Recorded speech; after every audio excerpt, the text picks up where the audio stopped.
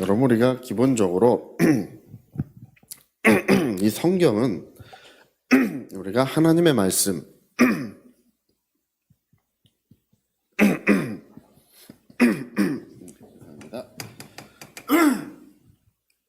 성경은 하나님의 말씀, 이 하나님의 말씀을 오늘 사람들은 생각하기를 하나님의 말씀이 오늘도 이렇게 사람들에게 계시될 수 있는지, 계시될 수 있다고 생각하는 분들이 많아요. 하나님은 오늘도 말씀하시는가? 말씀하고 계십니다. 그러나 여러분, 오늘 또다시 성경이 쓰여지진 않아요. 오늘 그렇게 생각하는 분들이 있어요. 내가 하나님께 뭔가 특별한 계시를 받았다. 이런 거 있을 수 없어요. 이거 없습니다. 하나님이 오늘도 우리를 인도하시고 또 우리의 어떤 사역과 우리 삶을 도우시기 위하여 말씀하시느냐? 성령으로 오늘도 말씀하고 계셔요. 그러나 말씀하고 계시지만 뭐가 없다고요? 계시는 없어요. 계시는 이 성경이에요. 성경. 오늘 아무것도 모르는 분들이 새로운 계시를 얘기하는 분들이 있는데, 이 새로운 계시를 얘기하는 분들을 보면 빨리 도망가셔야 돼요. 그거 듣고 있지 마세요. 할렐루야. 이게 왜 그러냐 하면 하나님께서는 그 성경을 쓰여지는 그 시기에 하나님의 계시를 주시고, 그 다음에 교회를 세워가시고, 그 하나하나, 그러니까 집을 지으면 토대를 구축하고, 그 다음에 기둥을 만들고, 그 다음에 지붕을 얹고, 그 다음에 지붕을 만드는 것처럼 이 토대를 만들었던 시대, 이 성경이 쓰여진 시대를 이 토대를 만들었던 시대라 그래요. 그래서 또다시 하나님이 토대를 또 만들진 않는 거예요. 이미 토대는 만들어졌어요. 할렐루야. 그래서 하나님이 오늘도 말씀하시냐? 말씀하십니다. 오늘 여러분, 하나님이 교회를 가라 이렇게 꼭 말씀하지 않으셨어도 그런 감동을 따라 교회를 오신 거예요. 근데 어떤 분은 마음속에서 교회를 가라고 하셨을 수도 있어요.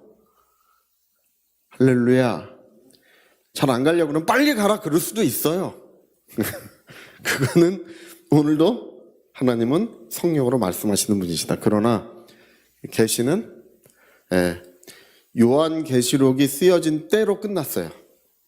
또 다른 계시, 성경 외에 또 다른 계시, 성경 외에 또 다른 성경은 이제 존재할 수 없는 것입니다. 그래서 성경은 뭐냐? 성경은 하나님의 말씀의 100%. 여러분, 우리가 뭐 새로운 음성을 듣거나 뭐 새로운 어떤 신비적인 경험을 꼭 할 필요가 없는 것은, 성경은 하나님의 말씀에, 그 기록된 말씀은 하나님이 입으로 하신, 직접 입으로 하신 하나님의 말씀이에요. 그래서 이게 우리의 믿음이 되는 것입니다. 그러니까 우리가 이런 사실, 이 계시는 토대를 구축. 그래서 여러분, 사도라고 하는 것은요, 12사도가 있죠? 12사도가 있고, 어떤 분들이 오늘 이렇게 얘기해요. 내가 사도다. 이렇게 얘기하는 분들이 있죠? 여러분, 사도라고 하는 말은 보냄을 받았다는 뜻인데 그냥 선교사님을 말하는 거예요. 성경에 사도라고 기록된 사람은 23명 나와요. 사도라고 기록된 사람 12명만 나오는 거 아니에요. 바울과 바나바도 성경에 두 사도 바울과 바나바라고 돼 있어요. 여성도 있어요. 23명 중에는. 근데 12사도는 특별한 유치를 가진 사도예요. 아무도 그 12사도의 반열에는 못 들어가요. 내가 사도다 이렇게 말하는 분 중에는 13번째 사도라고 주장하는 분들이 있어요. 자기가 그 반열에 들어간다고 생각하는 분이 있는데 못 들어갑니다. 12사도는 저 천국에 12문에 12사도의 이름이 기록되어 있다 그랬어요. 그리고 12보좌에 앉아 심판하게 될 것이다. 이런 예수님이 특별한 유치를 말씀하셨기 때문에 못 들어갑니다. 그 다음에 성경을 기록한 사람들이 있어요. 성경을 기록한 분들, 토대, 그 교회의 토대를 만드신 분들, 성경에 기록된 사도들이에요. 성경을 기록한 그 토대 사도라고 할 수 있는데 토대 사도의 반열에도 이제 아무도 못 들어가요. 그때 시대로 그건 끝난 거예요. 할렐루야. 그래서 사도라고 해서 본인이 12사도거나 성경을 기록된 그 성경의 토대를 기록한 토대 사도라고 주장하려고 하는 분들이 있는데 그건 다 거짓말이에요. 예, 믿지 마세요. 예, 새로운 계시는 있다 없다? 자, 큰 소리에 없다. 큰 소리에서 시작. 없다. 예, 없어요. 지금 하나님이 주시는 계시는 성경을 조명하시고 깨닫게 해주시는 건 있어요. 성경을 조명하시고 깨닫게 해주시는 계시는 있지만 새로운 계시는 존재하지 않습니다. 우리나라는 이런 게 문제예요. 이게 자꾸 새로운 계시를 받았다고 하면서 뭔가 이상한 소리들을 계속 하는 분들이 주님 오실 때까지 있을 것 같아요. 예, 이런 분들이. 이런 분들을 만나면 어떻게 듣고 계시지 말고 빨리 도망가셔라. 할렐루야. 예, 피하는 게, 예, 내가 뭐 넘어갈까 피하는 게 아니라 더러워서 피하는 거예요. 영적으로 지저분한 거예요. 빨리 피하세요. 할렐루야. 예, 듣고 있지 말고. 예? 여호와의 증인 이런 분들을 제7 안식일 교회 이런 분들을 다 이런 새로운 계시에 관한 거예요. 그런 분들 다. 안식일 교회도 마찬가지예요. 예. 예, 저 같으면 저는 맞서서 싸우죠. 성경을 펴서. 할렐루야. 말빨로 이겨야 돼. 그 전에 저희 집에 여호와의 증인 왔다가 또 들으니까 누구세요? 이렇게 두 사람 딱 서 있더라고요. 누가 봐도 여호와 증인 같아. 들어오세요. 그래서 자, 이거는 성경에 이렇게 돼 있습니다. 성경 다 펼쳐서 보여주니까 그래, 딴 얘기예요. 이거는 맞다고 인정하고 또 딴 얘기 하시죠? 그러니까 또 아니야, 또 딴 얘기예요. 인정 못하니까 또 딴 얘기. 또 성경 펼쳐서. 나중에 제가 전도를 막 열심히 했어요. 할렐루야. 예, 그건 다 허구고 거짓입니다. 여기 다 기록돼 있지 않습니까? 그러니까 그 전에 보니까 또 어떤 사람이 모르고 우리 집 문을 또 막 두들겨서 제가 문 열어주니까 저 뒤에 우리 집 왔던 분이 거기는 가지 마! 거기는 가지 마! 안 돼! 막 이러고 거기 가지 마! 빨리 오라고. 예. 새로운 계시는 존재하지 않지만 우리는 성경을 믿습니다. 근데 이 성경은요, 우리가 이 390년경에 AD 390년경에 이제 누구죠? 어거스틴이 목회하던 아프리카 지역이 있어요. 거기서 이제 이 성경이 최종 확정이 됐는데 성경이 확정된 이후로 AD 700년경을 기준으로 해요. 700년경을 기준으로 가톨릭 교회가 타락을 하기 시작하면서 뭐를 사람들에게 빼앗기 시작했냐면 성경을 빼앗기 시작했어요. 여러분 옛날에 종교재판이라는 얘기 들어보셨어요? 종교재판 유럽에 너무나 유명한 거죠. 네. 사람 목을 자르는 기구를 들고 다니면서 걸렸다 하면 그냥 다 재판에 끌려가서 목을 잘라요. 근데 그냥 직결이에요. 그냥 그 자리에서 잘라요. 근데 누구를 주로 죽였냐 하면 성경을 가지고 있거나 성경을 읽는 사람은 다 죽였어요. 유럽에서. 성경을 아예 유럽 전역에서 볼 수가 없어요. 어디만 볼 수 있냐면 교회를 가면 있는데 성경을 읽으면 마귀가 씌운다고 이렇게 유럽에서 가르쳐가지고 성경을 읽는 사람은 사제만 성경을 읽게 했어요. 사제 외에는 아무도 성경을 읽을 수 없도록 종교재판을 했던 거예요. 여러분 성경이 그래서 남아있던 지역은 유럽에서 성경이 제대로 남아있던 지역은 2군데밖에 없어요. 첫 번째 지역이 여러분 영국이라고 하는 나라 아시죠? 영국? 네, 영국은 4개로 되어 있어요. 여기 아일랜드, 그 다음에 여기가 스코틀랜드, 웨일즈가 있고 이거 잉글랜드 있어요. 잉글랜드, 스코틀랜드, 웨일즈, 아일랜드 5개로 나누면 여기 이제 북아일랜드까지 나눠요. 요 지역에 이 스코틀랜드, 영국은 섬이잖아요. 섬나라 끝인 이 스코틀랜드에는 성경이 남아 있었어요. 이 가톨릭 교회가 유럽 전역에서 성경 가진 사람 다 잡아 죽였는데 여기까진 영향력을 못 미쳐가지고 여기 남아 있었어요. 그래서 그것이 이제 지금 논란이 많이 되고 있는 이제 킹 제임스 성경이에요. 논란이 많이 되고 있어요. 네, 킹 제임스 성경 자체는 별 문제가 없어요. 그걸 지금 해석하는 분들이 이제 많은 문제를 일으키고 있는데 여기에 성경이 좀 남아 있었고 또 어디에 남아 있었냐면 이 왕궁에 남아 있겠죠. 왕궁 도서관에서는 성경을 거기선 뺏을 수 없었겠죠. 그래서 콘스탄티노플이라고 하는 도시는 그 지하 거기에 성경이 많이 대량으로 남아 있었어요. 옛날 히라보 원문 성경을 말하는 거예요. 남아 있었는데 1454년인가 지금 터키라고 하는 나라 있잖아요. 터키. 지금 터키라고 하는 나라가 오스만 터키예요. 이 오스만 터키가 콘스탄티노플을 함락했어요. 1400년도 그 해가 유럽에선 대변혁이 일어났던 때예요. 그때 이 킹 제임스 성경 왕이 만들었던 그 킹 제임스 성경 그것이 나중에 이제 유럽에 영향을 미치기도 하지만 가장 중요한 영향을 미친 것은 콘스탄티노플이라고 하는 그 AD 300년경에 만들어진 그 동로마 제국의 수도예요. 로마 제국의 수도가 함락되면서 거기에 있던 성경이 죄다 유럽 전역으로 퍼져나왔어요.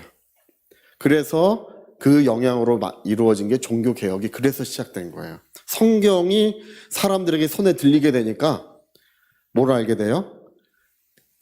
거짓과 진짜가 무엇인지를 알게 된 거예요. 성경을 뺏으면 아무도 몰라요. 왜 뺏었겠습니까? 여러분 교회에 돈 내면 구원받을 수 있습니까? 옛날에 면죄부 같은 거 그 로마 바티칸 성경 성 베드로 성당 짓느냐고 그 면죄부 같은 거 파느냐고 얼마나 구원받는다고 하고 또 뭐예요? 이 순례 갔다 오면 구원받는다고 하고 여러분 순례 갔다 오면 구원받을 수 있습니까? 바티칸 성경 갔다 오면 구원받을 수 있습니까? 다 로마 교황이 신적인 유치에 앉아가지고 천국 열쇠를 자기가 가지고 있다고. 어디 있어?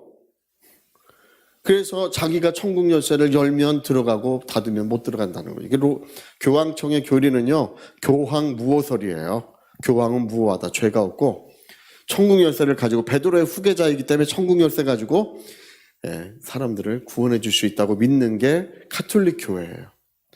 그래서 천국 열쇠 교황이 가지고 있으니까 면죄부 파는 거예요. 그것 때문에. 근데 성경을 사람들이 손에 콘스탄티노플이 1454년에 함락되고 나서 성경을 손에 쥐고 나니까 뭐를 알게 됐어요? 믿으면 예수님이 우리 죄를 다 사하셨고 누구든지 믿는 자가 구원받는다는 사실을 알게 된 거예요. 구원은 사람의 행위로 말미암지 않고 오직 믿음으로 말미암아 구원을 받는다는 사실. 할렐루야. 우리 다 구원받은 줄로 믿습니다. 어디서 발견했다고요? 성경에서 발견을 한 거예요. 여러분 그 마르틴 루터라고 하는 사람도 원래는 그 카톨릭 교회 사제였고요. 성경 교사였어요. 성경 열심히 가르치고 그 가르치는 수도원 원장님이 이제 그 베드로 성당에 가야 되는데 이 마틴 루터가 워낙 그 훌륭한 사람이고 뛰어난 사람이니까 대신 보내기도 했어요. 성 베드로 성당에 갔다 와서 마틴 루터가 느낀 게 있어요. 뭘 느꼈냐면 자기는 구원을 받지 못한 사람이라는 걸 느꼈어요. 그걸 알게 됐어. 나중에 이제 이 성경에서 발견합니다. 믿음으로 말미암아 의롭다 하심을 받느니라. 할렐루야. 그러니까 여러분 그게요. 이 성경이 우리에게 올 때까지요. 얼마나 많은 사람이 죽임을 당하고 마귀가 얼마나 많은 피를 이 땅에 흘렸는지 몰라요. 다 성경을 끌어안고 죽어갔어요. 제가 그 중국에 갔을 때 처음 갔을 때 느낀 게 뭐냐면 중국에 성경을 살려고 해도 살 데가 없어요. 중국에 똑같은 일이 일어났었습니다. 1969년부터 79년까지 문화대 혁명이 일어났었어요. 10년간 문화대 혁명. 마오쩌둥이 1969년부터 79년까지 10년간 기도하는 사람 다 죽였어요. 특히 성경을 가지고 있는 사람은 전부 죽였어요. 중국 전역 어디에도 뭐가 없어요? 성경이 없어요. 이게 공산주의의 현실이에요. 그래서 중국에서 3천만 명이 죽었는데 대부분 기독교인들은 그냥 전부 다 죽여라. 예, 성경을 가지고 있는 사람은 전부 죽여라. 어떤 사람은 성경을 숨기기 위해서 담벼락을 이렇게 공사를 하면서 그 안에 몰래 집어넣고 몇십 년 만에 꺼내기도 했다는 얘기도 들은 적이 있어요. 그러니까 저희도 어쩔 수 없이 위험을 무릅쓰고 성경 뭐예요? 이거를 밀수? 제가 밀수범이에요. 밀수도 했었어요. 할렐루야. 그거 여러분 밀수하다 걸리면요. 제가 그 얘기들 하지만 밀수하다 걸리면 사회주의 국가는요. 출판물에 얼마나 엄격한지 몰라요. 출판물은요. 옛날에는 그 사회주의에 반하는 출판물은 사형까지 언도를 했었어요. 그리고 주로 20, 30년 때렸어요. 형을요. 우리 옛날에 저희가 이거 출판물을 그거 밀수할 때도 10년 이상 때립니다. 잡혀 들어가면. 그래도 밀수를 해야 돼.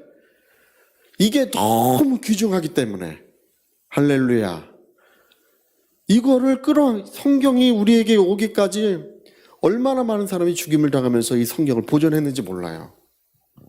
그리고 지금도 러시아나 중국 같은 나라는 불과 20년, 20, 30년 전에도 이 성경을 소유할 수가 없었어요.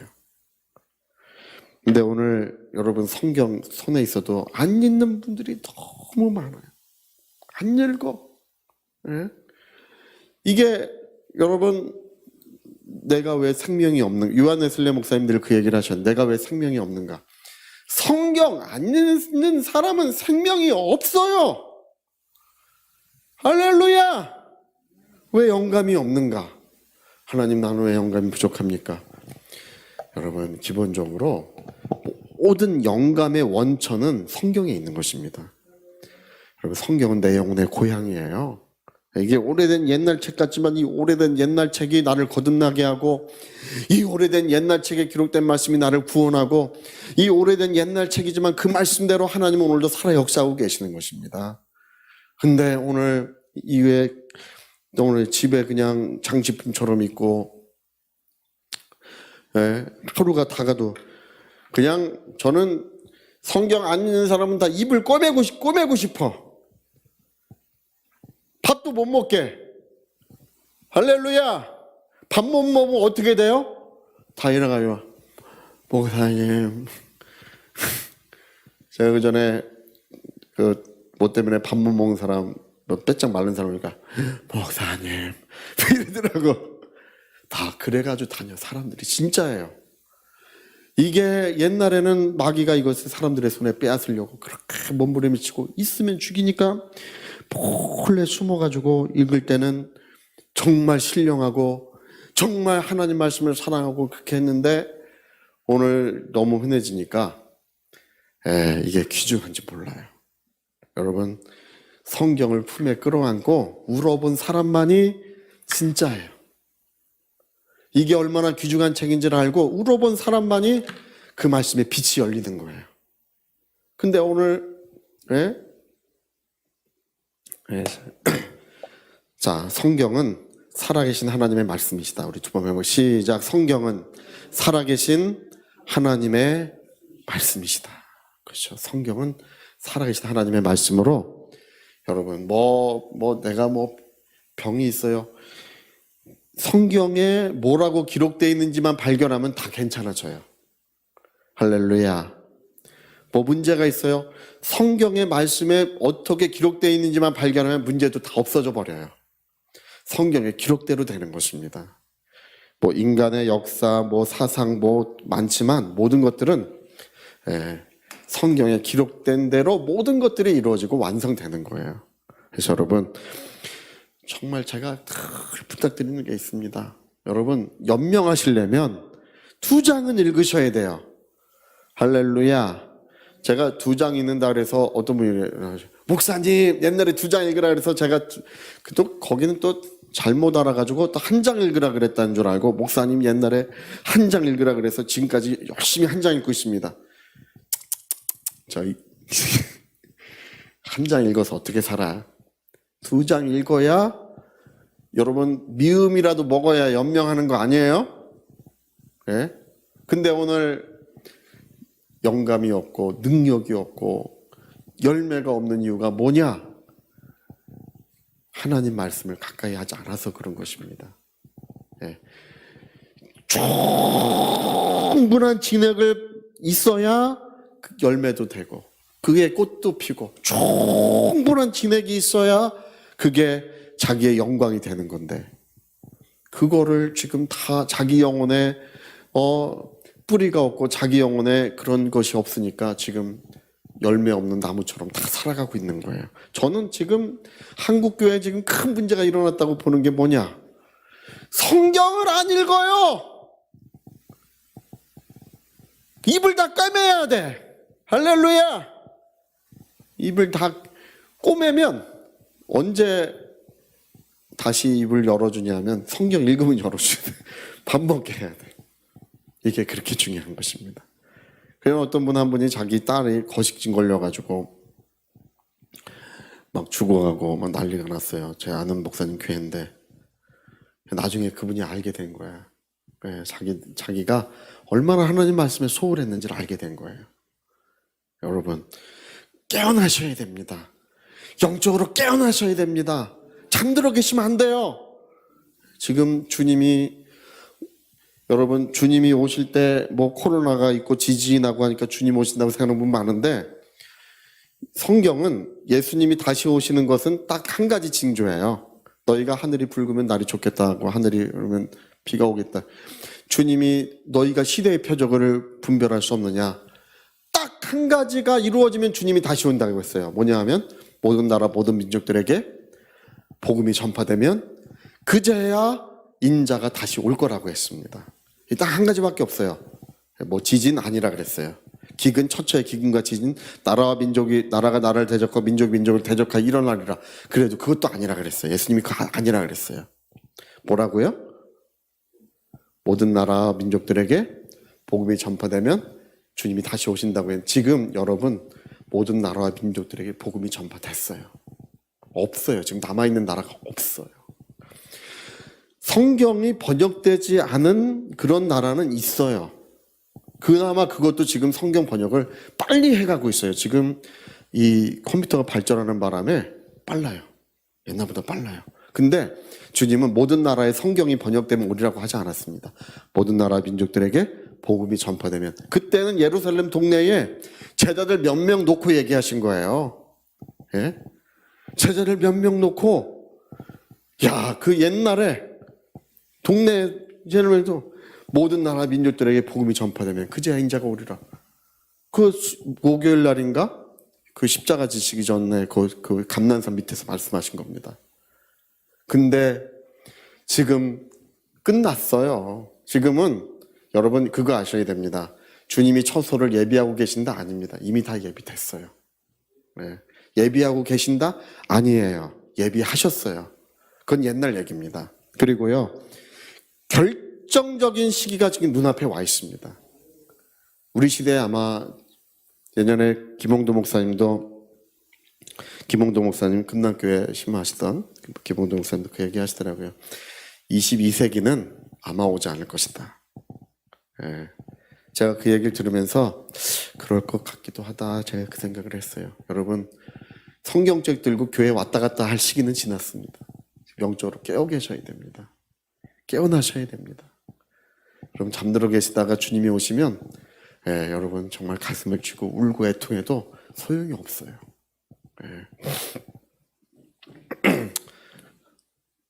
네, 오늘 주기도문 조금만 하고 갑시다. 그리고 교회에 오시는 분들은 다 소중한 분들이에요. 할렐루야. 새벽 예배 오시든 수요 예배 오시든 주일 예배 오시든 하여튼 우리 교회 분에 들어오시는 분들은 한 분도 빠짐없이 우리는 새 예루살렘 성으로 다 데리고 들어가야 돼요. 다 같이 들어가야 돼요. 거기서 다 같이 한 분도 빠지면 안 돼요. 할렐루야. 예.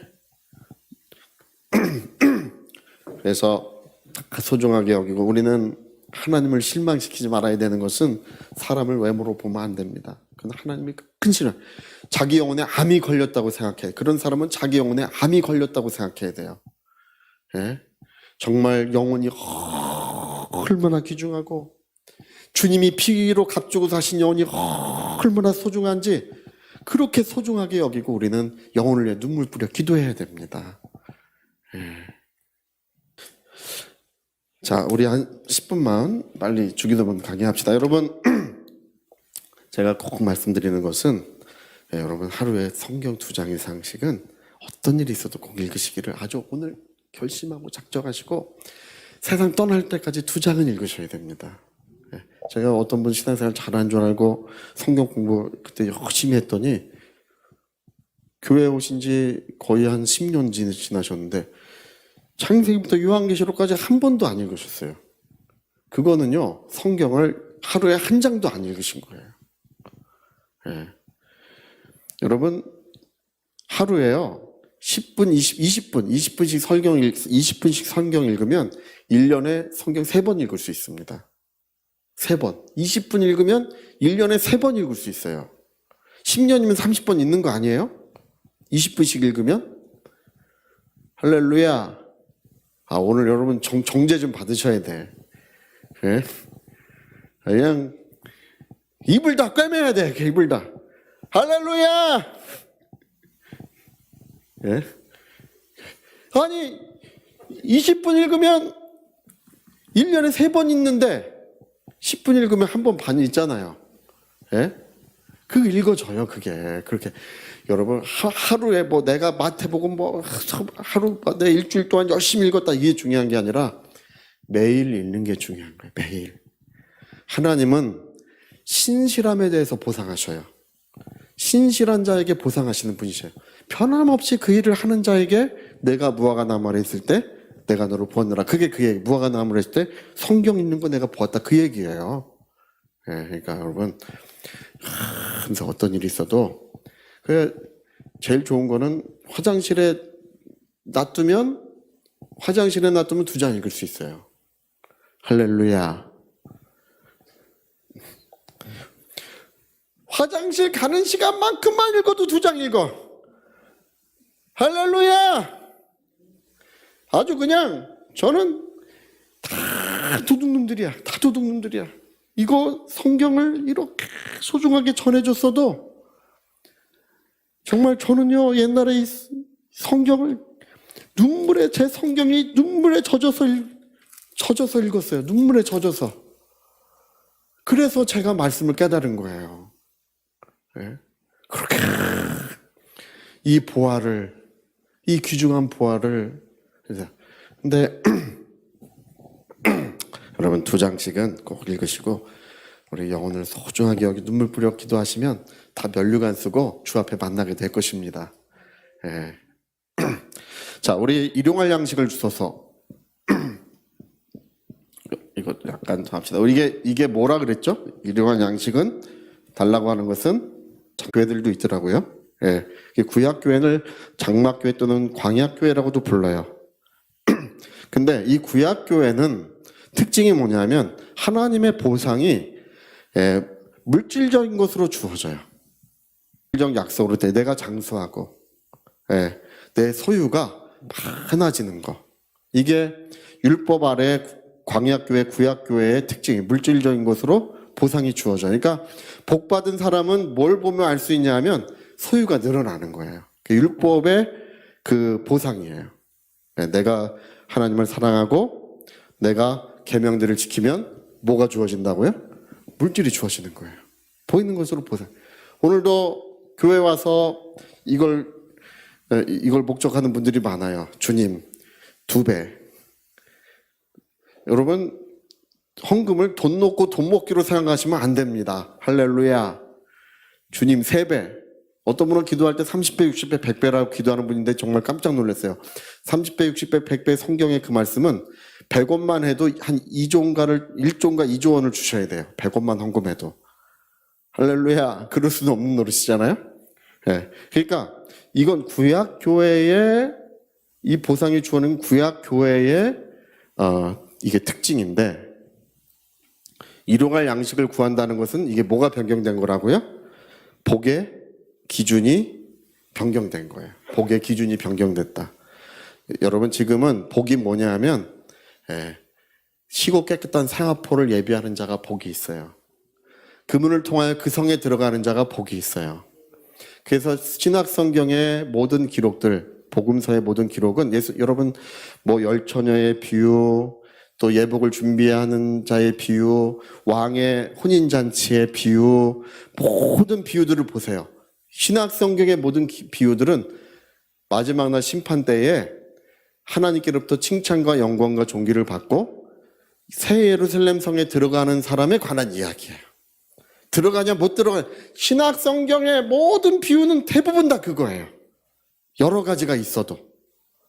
그래서 신약 성경의 복에 대한 것은 영원한 복으로 뒤바뀌었다는 거. 눈에 보이는 없어질 것이 아니라, 눈에 보이는 물거품처럼 사라질 것이 아니라 하나님께로부터 오는 영원한 것이 이제 우리에게 복으로 주어지고 있는 것입니다.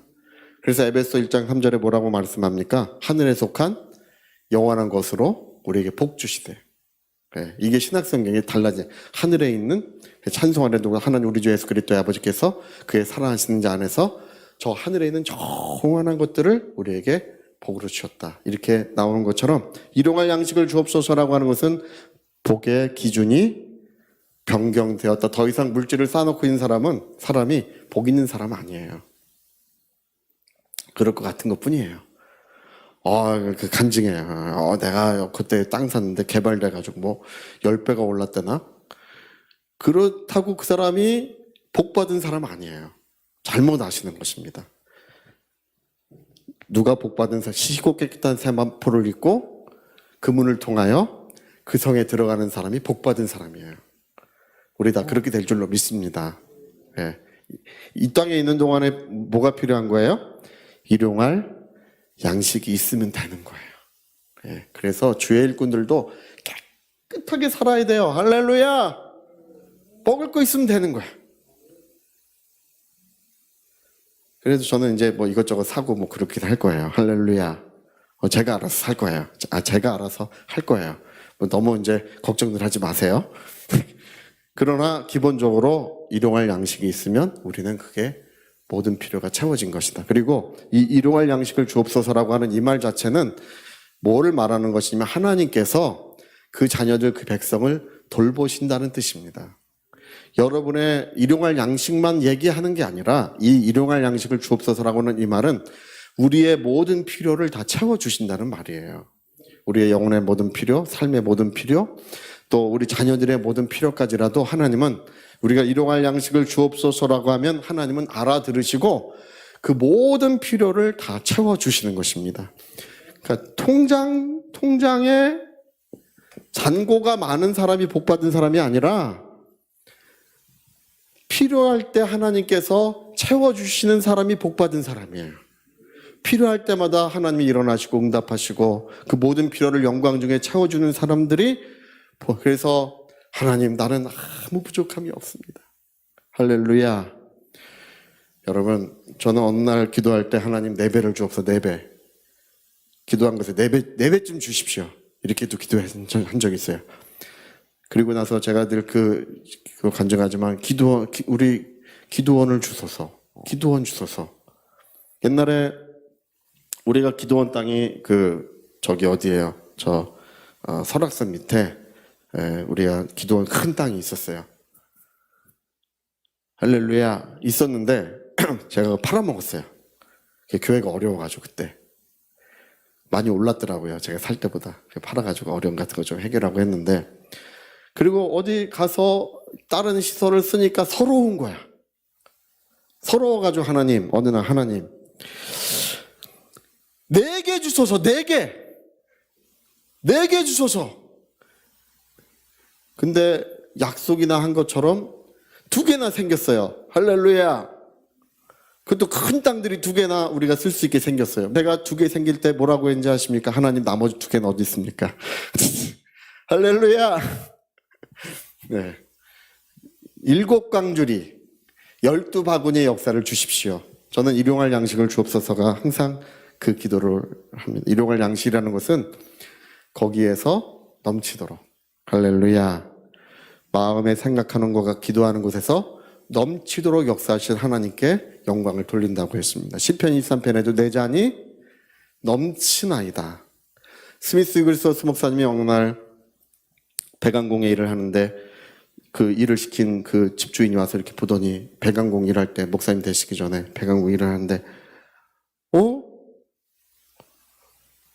제가 물어볼 게 있습니다. 예, 왜 그렇습니까? 당신은 지금 기쁨의 빛이 넘치고 있습니다. 왜 그렇습니까? 사람들에게서 보지 못한 기쁨의 빛이, 하나님께서 기도할 때마다 여러분 기도하면 받으리니 너희 기쁨이 충만하리라. 이제까지 아무것도 구하지 않았지만 내 이름으로 구하라. 그리하면 받으리니 기쁨이 충만하리라. 아침에 하나님이 모든 필요를 기도했는데 하나님이 이렇게 응답하셨습니다. 그래서 나는 너무 기쁩니다. 나도 예수님, 그 사람이 그날 예수님을 구주로 영접하고 주님께로 돌아왔다는 것입니다. 여러분, 일용할 양식을 주옵소서라고 하는 것은 넘치는 은혜가 거기에 약속되고 있고, 받으리니 뭐가 충만해진다고요? 기쁨이 충만하리라. 할렐루야. 기쁨이, 여러분 제발 제가 여러분 부탁드리는 게 있어요. 기뻐 좀 하세요. 기뻐. 여러분 병이 안 나았어도 나았다고 기뻐하세요. 할렐루야. 나았다고 좀 기뻐하세요. 물질 없어도 있다고 좀 기뻐하세요. 그게 믿음이에요. 네? 그래야 여러분 하나님을 기뻐하라. 그리하면 하나님이 소원을 이루신다고 했습니다. 기뻐하는 자에게 이루신다. 그러니까 여러분 오늘 믿음은 막 기뻐하는 게 믿음이에요. 그래서 여러분 오늘 일용할 양식을 주옵소서 하는 것은 넘치는 모든 것에 영광 중에 필요를 채우시고 넘치는 은혜가 약속되어 있고, 그것이 우리의 행복이요 기쁨이 되는 것입니다. 자, 우리 같이 한번 기도하시겠습니다.